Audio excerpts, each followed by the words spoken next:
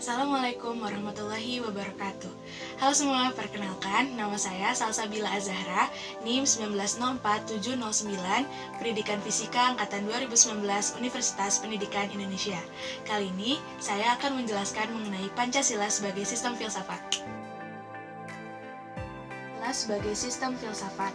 Filsafat mengandung arti cinta akan kebijaksanaan atau mencintai hakikat kebenaran. Terdapat tiga yang merupakan aliran-aliran dari filsafat. Yang pertama ada aliran materialisme. Aliran ini menganggap bahwa realitas kesemestaan itu merupakan sebuah materi. Yang kedua ada aliran idealisme atau spiritualisme, di mana aliran ini menganggap bahwa ide atau spirit manusia yang menentukan hidup dan pengertian manusia.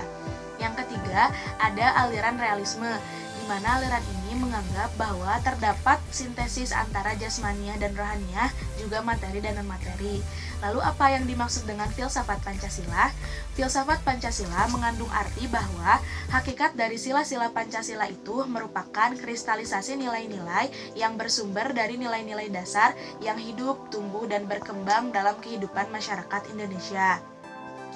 Kemudian terdapat karakteristik filsafat Pancasila. Ada tiga yang merupakan karakteristik filsafat Pancasila. Yang pertama, sila-sila Pancasila itu merupakan satu kesatuan utuh yang tidak bisa dipisahkan. Yang kedua, Pancasila sebagai suatu substantif, dan yang ketiga, Pancasila sebagai suatu realita. Kemudian ada prinsip-prinsip filsafat Pancasila. Terdapat 4 yang merupakan prinsip-prinsip filsafat Pancasila. Yang pertama itu ada kausa materialis, yang kedua kausa formalis, yang ketiga kausa efisiensi, dan yang keempat kausa finalis. Pancasila sebagai sistem filsafat terbagi menjadi dua, yaitu genetivus objectivus dan genetivus subjectivus. Genetivus objectivus maksudnya Pancasila dijadikan objek yang dicari landasan filosofinya berdasarkan ilmu-ilmu yang berkembang di barat.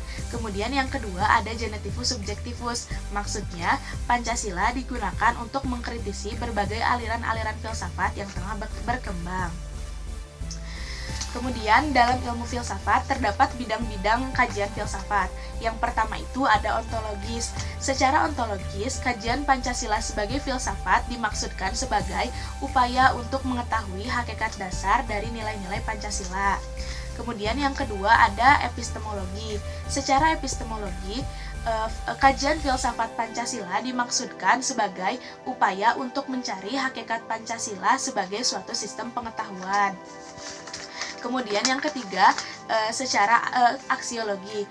Kajian aksiologi filsafat Pancasila pada hakikatnya membahas tentang nilai praksis atau manfaat suatu pengetahuan yang tentang Pancasila. Kemudian ada sumber historis, sosiologis, dan politis filsafat Pancasila. Sumber historis filsafat Pancasila. Setiap sila-sila Pancasila memiliki sumber historisnya tersendiri, yang masing-masingnya itu memiliki peranan penting dalam sumber historis sebagai sumber historis filsafat Pancasila. Kemudian yang kedua ada sumber sosiologis filsafat Pancasila. Sumber sosiologis filsafat Pancasila terbagi menjadi dua, yaitu yang memahami Pancasila sebagai way of life dan yang memahami Pancasila sebagai sistem filsafat dengan teori-teori akademisnya. Kemudian yang ketiga ada sumber politis filsafat Pancasila. Sumber politis filsafat Pancasila terbagi menjadi dua.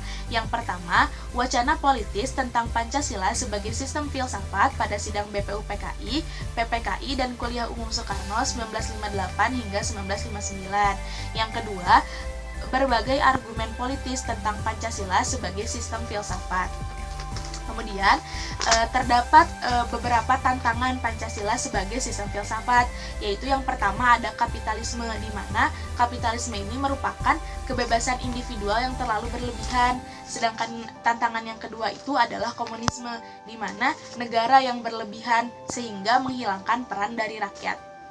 Dan penjelasan yang dapat saya sampaikan mengenai Pancasila sebagai sistem filsafat. Terima kasih telah menonton.